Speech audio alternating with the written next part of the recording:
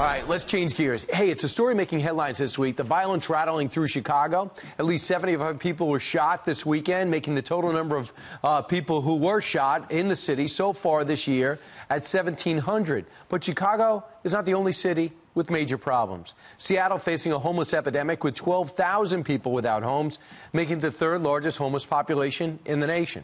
San Francisco, what a mess. The streets are filled with drugs and other things, and used needles. And what do these cities all have in common? Currently, they're all run by Democratic mayors with Democratic principles and have been for the last decades. Here to weigh in is the Vice Chairman for the Center for Urban Renewal and Education, Mark Little. Mark, what do you believe are the Democratic principles that are leading to this chaos?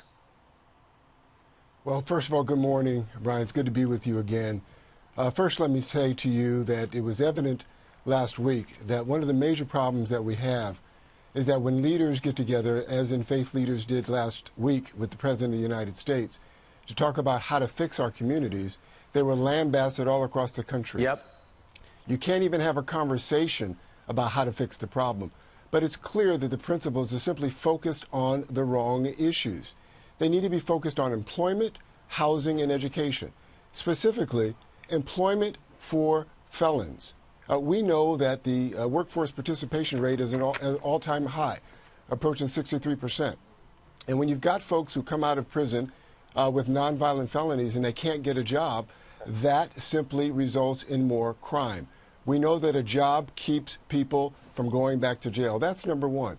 Number two, we know that in some of our cities, we have city leadership who has misapplied their housing funds. We call it Section 8. That contributes to homelessness. And third and finally, we've got an education problem in our cities that these leaders simply aren't focusing on. We've got leaders who are more intent on keeping our kids in failing schools. They've got to embrace school choice and let a voucher take their students where they can be educated. And maybe those are the issues that we should be focused on. And maybe sanctuary city policies shouldn't be first and foremost on everyone's mind.